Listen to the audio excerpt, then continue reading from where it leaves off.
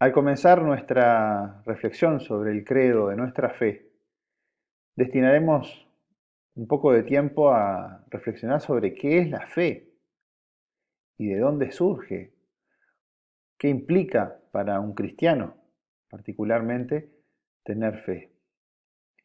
Y vamos a considerar primero la fe como un camino donde vamos dejando huellas, donde cada paso que damos condiciona el que sigue, donde a veces avanzamos más rápidamente y a veces con pasos más lentos, pero no por eso menos importantes. También podemos sentir en algunos momentos que ese camino, en lugar de ir para adelante, va para atrás.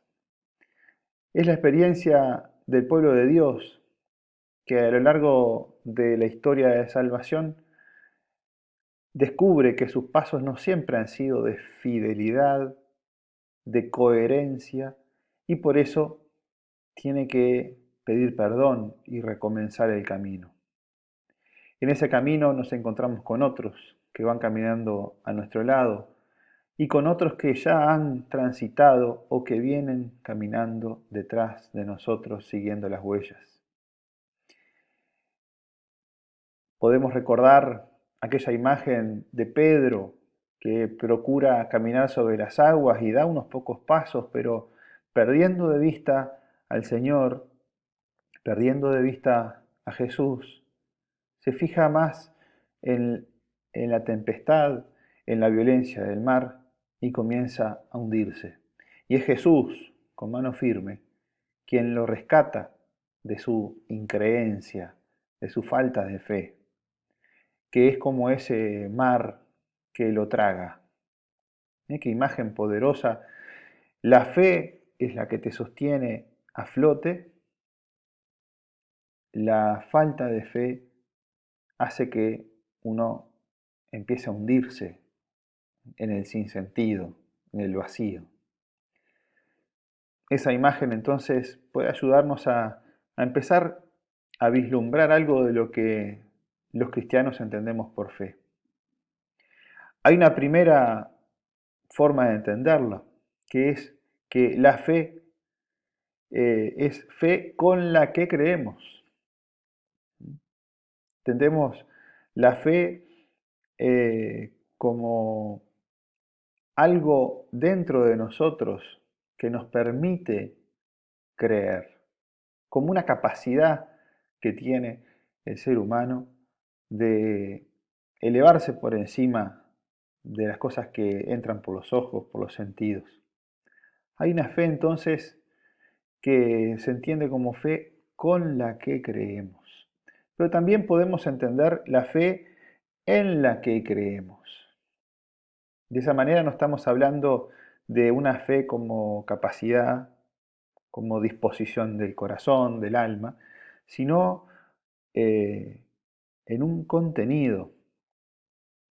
Nuestra fe es la fe de Abraham, en el sentido de esa actitud, pero también es la fe de la iglesia, es la fe que profesamos juntos. La primera entonces es la fe como sinónimo de confianza. Creo en Dios, confío en Dios.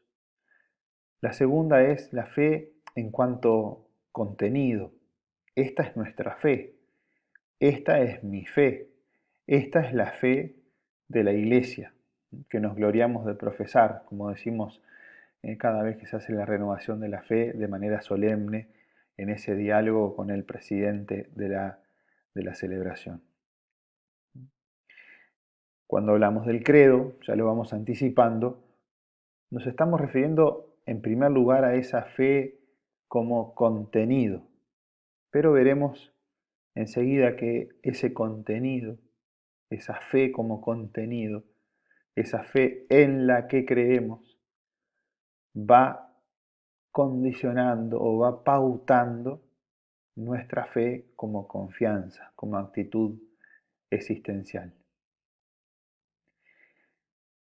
La fe no es un salto en el vacío, es un salto hacia Dios. Un salto en el vacío, diría un no creyente, un ateo, un agnóstico, dirías. Creer es saltar al vacío. El creyente sabe que no salta al vacío, que salta a aquello que no puede demostrar, pero que lo vive como muy verdadero. Detrás de esta expresión creo, yo creo, también podemos referirnos a por lo menos tres experiencias distintas. Una cosa es decir, creo en la existencia de Dios y en aquello que Dios me ha revelado. Creo que Dios existe. Creo que existe el perdón de los pecados. Y así con todos los artículos que aparecen en el credo. Creo en la vida eterna. Creo en el cielo.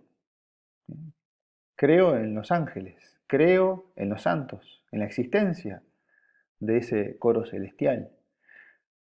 Es decir, afirmo como verdadero que existen esas cosas o esas personas divinas.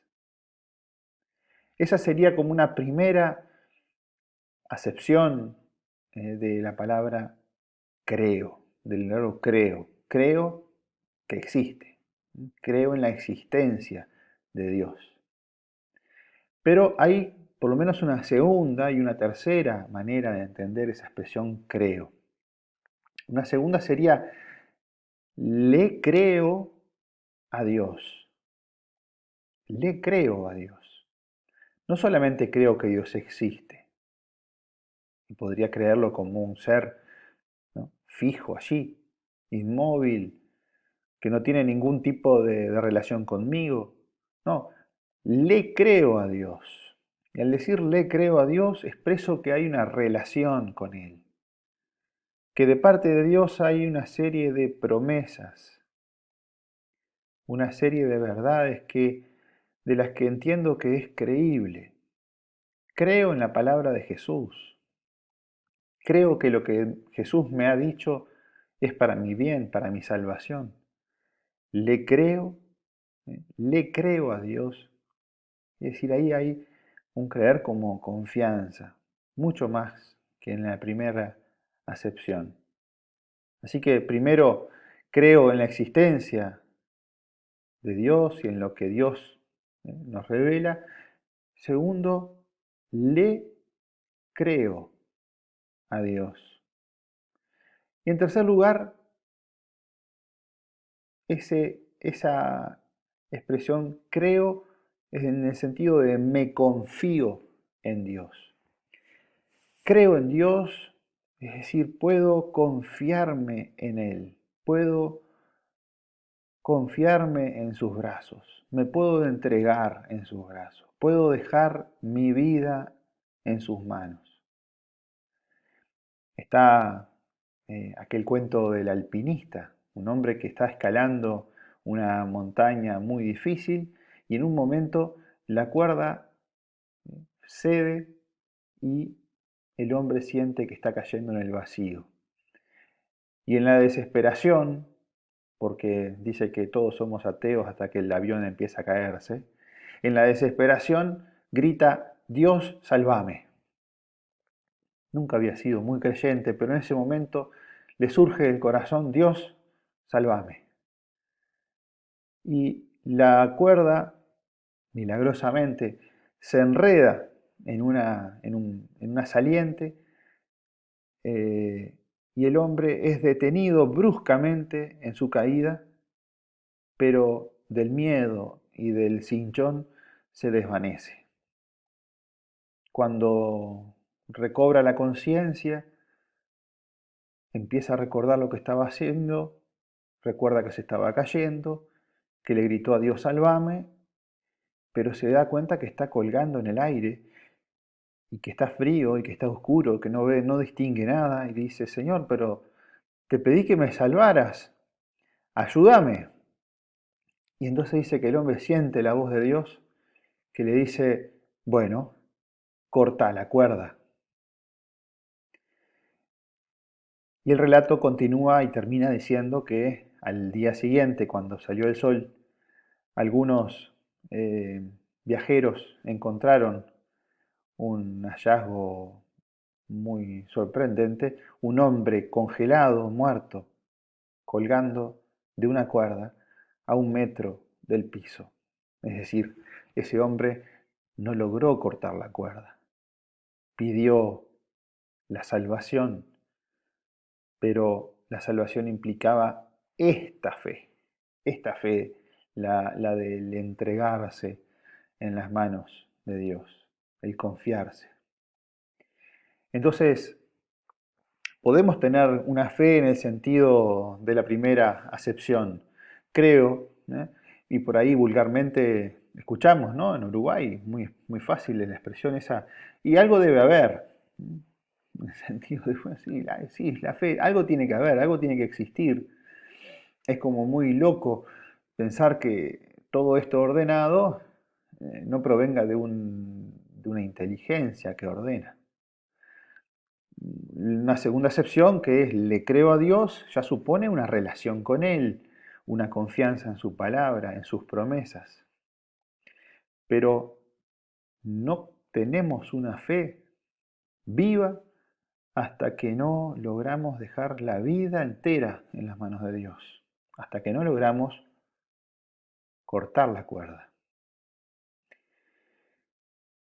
Los cristianos, ¿de dónde obtenemos la certeza de lo que Dios ha revelado?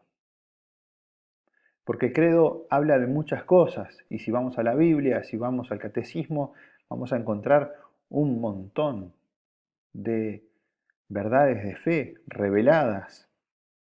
¿De dónde sacamos nosotros la certeza de lo que Dios ha revelado?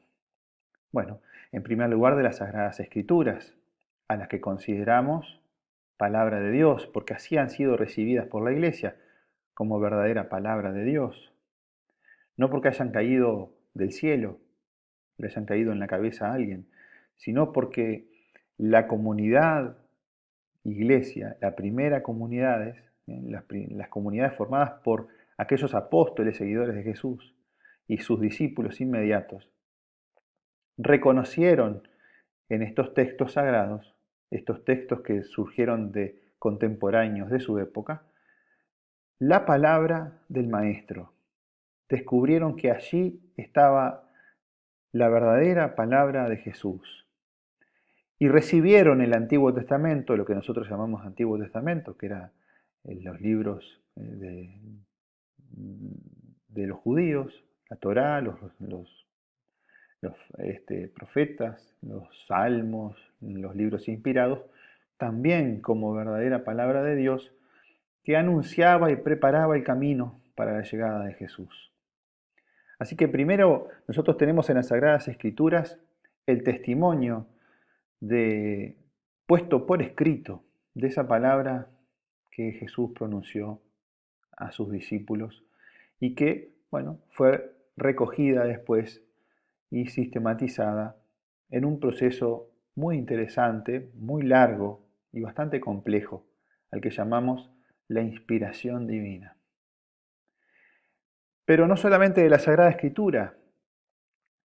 Jesús, al culminar su camino, en esos largos discursos que presenta el Evangelio de San Juan, dice, ahora no pueden comprenderlo todo, pero les enviaré mi espíritu que los conducirá a la verdad plena, los conducirá a la verdad completa. Quiere decir que Jesús no es que dejó una especie de guía pormenorizada con todos los temas, con todas las preguntas y respuestas. No, el Señor nos dejó su Espíritu Santo, su Espíritu presente en su iglesia, que nos va conduciendo también en la comprensión cada vez más plena de lo que Él reveló, con sus palabras, con sus parábolas, con sus milagros, con sus silencios, con su muerte y resurrección. El Espíritu en la iglesia nos va permitiendo entonces acceder a esa verdad más plena de la revelación. Entonces, la sagrada tradición, llamamos a ese continuo de entregar una generación a la siguiente esta palabra de esta sagrada escritura interpretada a la luz del Espíritu Santo. La tradición entonces hace aumentar no la revelación, no es que cada día tengamos cosas nuevas reveladas por el Señor, sino que vamos creciendo en la comprensión de lo que Jesús reveló una vez y para siempre. La sagrada tradición, entonces, es la vida misma de la Iglesia que toma esa palabra, la pone en práctica, la lee en el espíritu con que fue escrita y trata de vivirla y enseñarla en cada momento actualizada a lo que en cada momento quiere decir. Siempre decimos que la Sagrada Escritura es seguramente el texto más vigente de los antiguos. Ningún libro con la antigüedad que tienen los textos de las Sagradas Escrituras resultan ser tan vigentes, tan actuales siempre. Nunca pierden actualidad. ¿Por qué? Porque es una palabra viva, una palabra con espíritu y una palabra que debe ser también leída hoy con el mismo espíritu con que fue escrita. Hablando de las Sagradas Escrituras, entonces sabemos que se tratan de un proceso largo de composición, más de 1100 años, seguramente que tomó la redacción de de todos estos libros, son libros del Antiguo Testamento, 46 del Antiguo Testamento, 27 del Nuevo Testamento, 73 en total, que contienen todo lo necesario para una fe creciente, una santidad plena del pueblo de Dios. Estas Sagradas Escrituras no son palabras mágicas, son palabras inspiradas por el Espíritu Santo que requieren necesariamente ser interpretadas a la luz del Espíritu Santo, pero también valiéndonos de todas las herramientas que nos permite la ciencia, la literatura y todas las ciencias auxiliares que vienen a nuestra ayuda para interpretar un texto. Lo contrario sería caer en una interpretación fundamentalista de las Escrituras. Una interpretación correcta de la Sagrada Escritura logra que todas las verdades que allí se contienen mantengan una armonía entre sí, una coherencia interna. Así que las Sagradas Escrituras no son palabras que interpretamos en la literalidad de la letra, sino palabras que interpretamos a la luz del Espíritu Santo y bajándolas al día de hoy, llevándolas a una comprensión de lo que hoy nos quiere decir el Señor. Y por otro lado tenemos la Sagrada Tradición, que como les decíamos, es ese movimiento ininterrumpido, porque la palabra necesita también del mensajero. La palabra va transformando los corazones y va suscitando no solamente expresiones de fe en la liturgia, sino también reflexiones, teología, enseñanza. Todo eso va ayudándonos a comprender y a profundizar cada vez más lo que ha revelado el Señor. Nosotros leemos la Sagrada Escritura a la luz de la Sagrada Tradición, o la Sagrada Tradición nos trae a nosotros, a través de la Sagrada Tradición, llega a nosotros la Sagrada Escritura, de cualquiera de las dos maneras. La Sagrada Tradición es entonces el gran intérprete de las Sagradas Escrituras. Sin la tradición, las Sagradas Escrituras serían una partitura imposible de ejecutar. Les decía las formas en que entendemos el sentido del credo, el creo. Y no hay que perder de vista que cuando yo digo creo, de alguna manera también estoy diciendo creemos. Porque nuestra fe no es una fe individualista, una fe solitaria, es una fe comunitaria. La palabra le fue dirigida a la iglesia.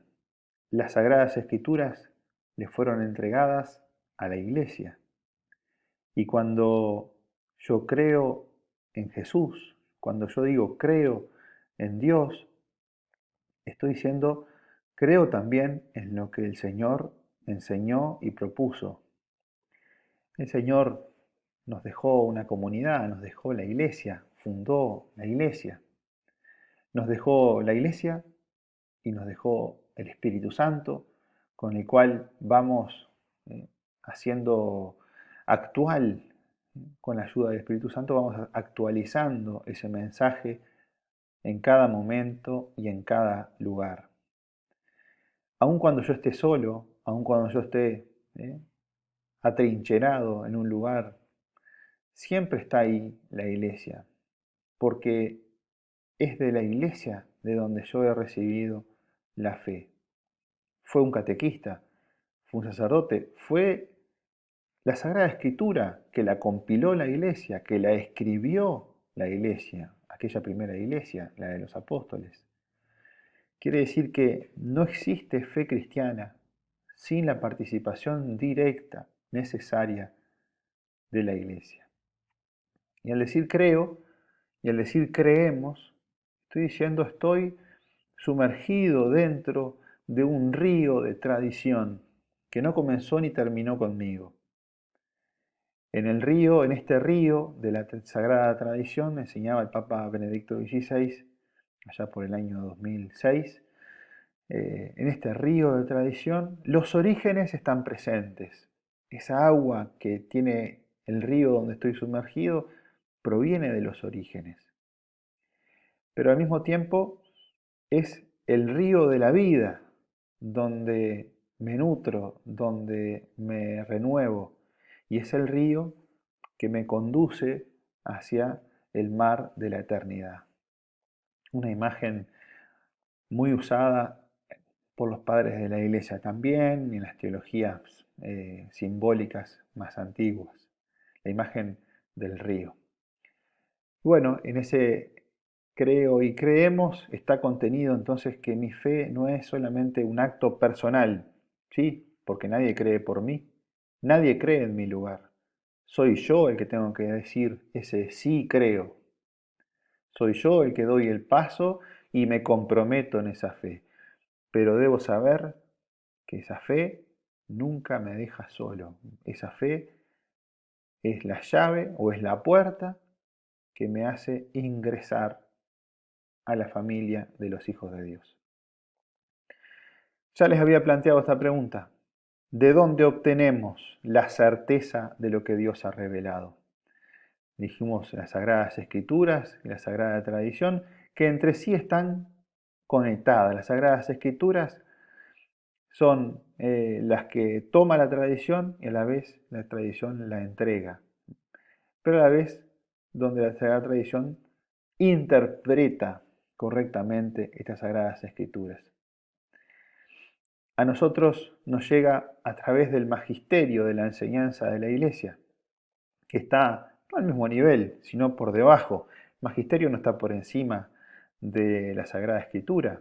Cuando decimos magisterio, es la enseñanza de los papas, de los obispos, no están por encima, no están para corregir lo que dice la Biblia o lo que enseña la tradición, sino para tomar lo que está allí y entregarlo al pueblo de Dios en el lenguaje, en las formas que mejor corresponde a este tiempo. Así que el magisterio sirve a las Sagradas Escrituras y a la tradición. Está al servicio de la Sagrada Escritura y de la tradición. Y la autoridad de la enseñanza del Papa o de la enseñanza de los obispos no es otra distinta que la autoridad que tiene la palabra de Dios. ¿Por qué una enseñanza del Papa tiene autoridad. ¿Porque el Papa es muy bueno? ¿Porque el Papa es muy estudioso? Bueno, mucho mejor. Pero la autoridad le viene de que está enseñando la palabra de Dios.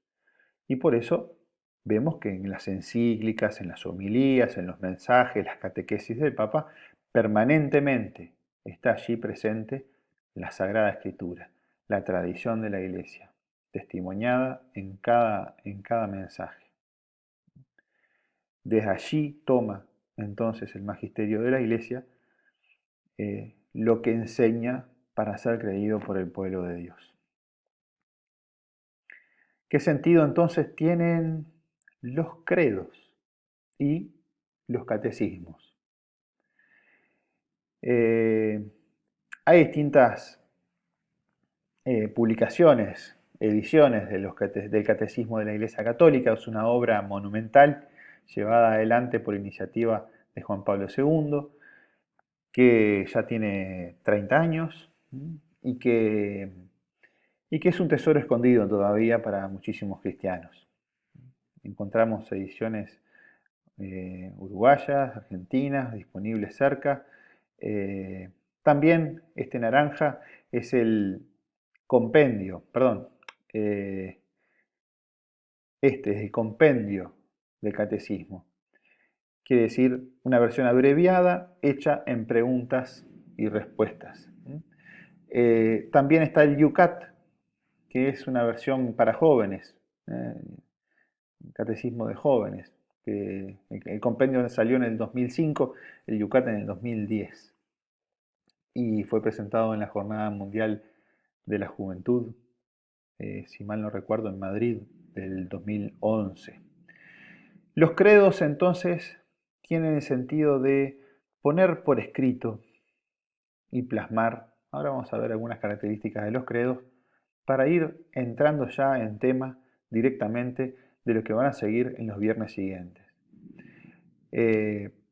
Encontramos el Catecismo de la Iglesia Católica también online, gratuito, no tenemos por qué comprarlo.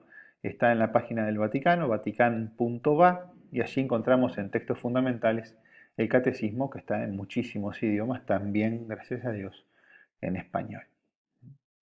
Allí vamos a ir encontrando el material necesario para estudiar o para profundizar después que hayamos mirado estos videos, que son, en el mejor de los casos, introductorios de la temática que queremos estudiar.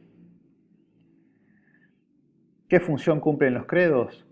Bueno, primero es una oración porque la fe se ora, se agradece, se pide. Es una oración que hacemos en común, que nos une en la comunidad.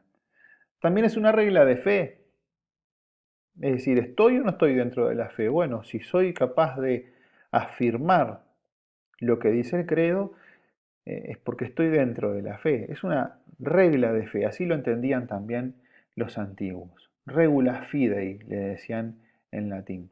La regla de la fe. ¿Mm? Y también es una expresión de la fe, como está el arte, como está la música, una de las expresiones del arte, como están también la literatura, ¿no? O la escultura, son todas expresiones de la fe que surgen en un contexto que tienen unas determinadas palabras, un determinado vocabulario. Es también un texto que tiene un hondo sentido comunitario, porque se recita en comunidad y porque nos vincula, como dijimos antes, con una comunidad. Si creo, si afirmo ese credo, estoy dentro de esa comunidad, aunque no los conozca a todos, pero soy parte, soy miembro de Cristo. Y por último, podríamos encontrar muchas más, pero el credo es una síntesis no excluyente. Hay muchas cosas en las que creemos que no están contenidas en un credo. Un credo es una oración dentro de todo, por más que le llamemos a este niceno constantinopolitano, le llamemos credo largo, de todas maneras es una síntesis muy apretada de los principales artículos de nuestra fe. Bueno, entonces